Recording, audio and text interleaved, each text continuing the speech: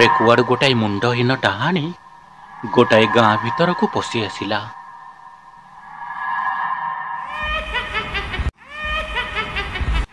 ଏହାପରେ ଡାହାଣୀଟି ଗାଁ ଭିତରେ ତାର ଉତ୍ପାତ ଆରମ୍ଭ କରିଦେଲା। ତା ଆଗରେ ଯିଏ ପଡ଼ିଲା, ଡାହାଣୀଟି ତାକୁ ସେଇଠି ମାରି ତାର ରକ୍ତ ପିଇଗଲା। ଏହାପରେ ଗାଁ ଭିତରେ କୋକୁଆ ଭୟ ଖେଳିଗଲା। ସଞ୍ଜ ବୁଡ଼ିବା ଆଗରୁ ସଭିଏଁ ତାଟି କବାଟ ଦେଇ ନିଜ ନିଜ ଘର ଭିତରେ ପଶି ରହିଲେ।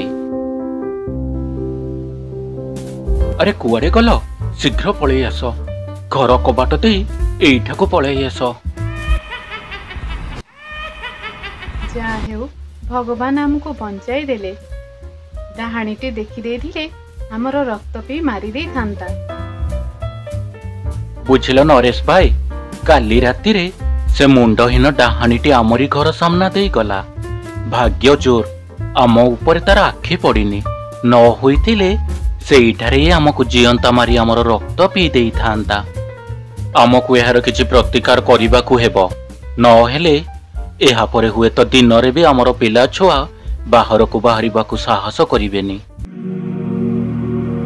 ଏହାପରେ ସବୁ ଗ୍ରାମବାସୀ ଏକାଠି ହୋଇ ନିକଟ ଜଙ୍ଗଲରେ ରହୁଥିବା ସାଧୁ ବାବାଙ୍କୁ ଏ ବିଷୟରେ ଯାଇ ଜଣାଇଲେ।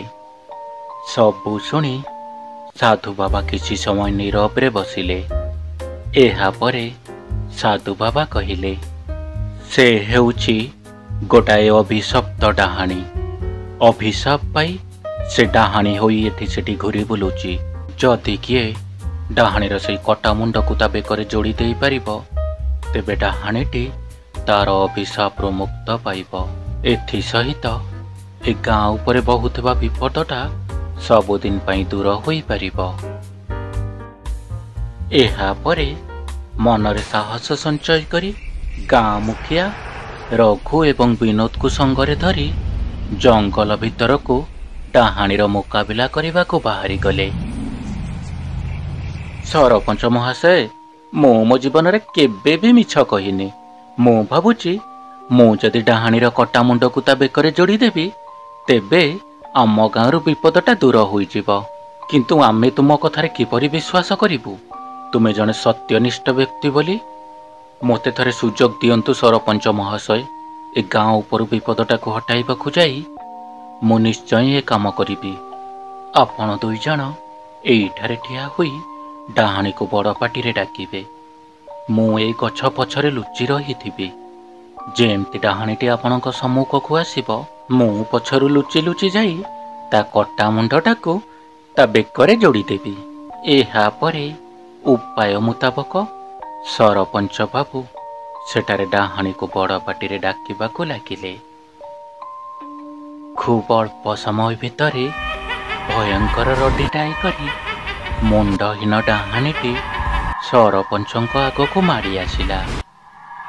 ବିଳମ୍ବ ନ କରି ଲୁଚି ରହିଥିବା ରଘୁ ଡାହାଣୀ ପାଖକୁ ଲୁଚି ଲୁଚି ଯାଇ ତାର ମୁଣ୍ଡଟାକୁ ଆଣି ତା ବେକରେ ଯୋଡ଼ିଦେଲା।